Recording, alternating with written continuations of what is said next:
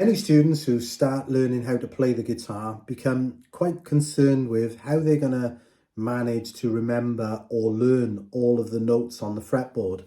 And I simply just tell them, I don't remember ever consciously setting out to learn the fretboard.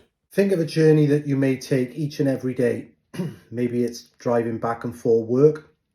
Maybe it's walking back and forth school. You would never get to a point where you would be concerned about how you're going to find your way to work or find your way to school. And you will recognize certain points on your journey that you see each and every day. And the fretboard is a lot like that. Living with a guitar, practicing and playing each day, slowly but surely you get to recognize your route that you may take regularly. So you get to remember certain key points of the fretboard, certain notes, by playing scales or chords or particular songs. Most guitars have fret markers located on the fretboard. This acoustic guitar has fret markers on frets 3, 5, 7, 9, 12, 15 and 17.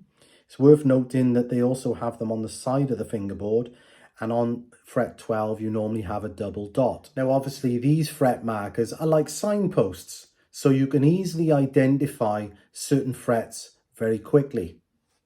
Think of a fret marker like a house number and a street name. So for instance, on fret 3 of the A string lives the C note. On fret 3 of the E string lives the G note.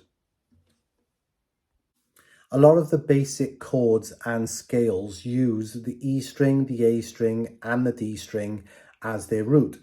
So you normally find that those few strings you get to learn a lot quicker than the others. But remember, there are two E strings, the bottom E and the top E.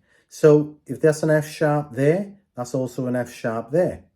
Now there is a way in which you can use the strings that you learn quite quickly, namely the E string and the A string, to help you learn the notes which are on the D string and the G string. So let's take an example here. The first fret of the E string, which is an F note, if you were to go up 2 frets, 1, 2, and then down 2 strings, 1, 2, you would have the same note. So this is an F, and this is also an F. So if you like, we could call this the up 2 frets and down 2 strings rule.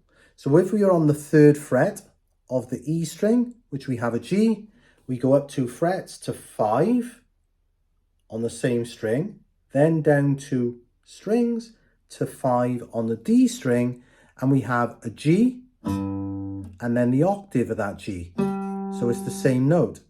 So you can move that around as we did earlier. F, G, A, B, C, D, and E. And the same for the next string down. So we go to the A string, 2nd fret is a B note.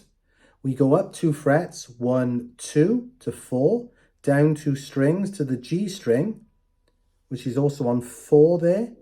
And we have a B note and the octave B, C, D, E, F, G, A. So we've used the low E string and the A string to help us with knowing the notes on the D and the G string, which of course we don't use as regular. So that now only leaves the B string, which is a bit of a mystery to us, because remember the high E has the same notes as the low E.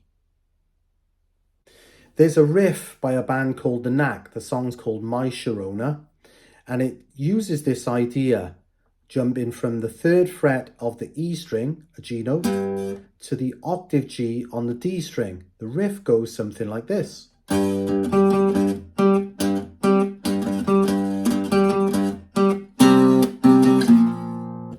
I hope this simple idea helps a little in your quest to find your way around the fretboard a little easier, and I'll see you soon.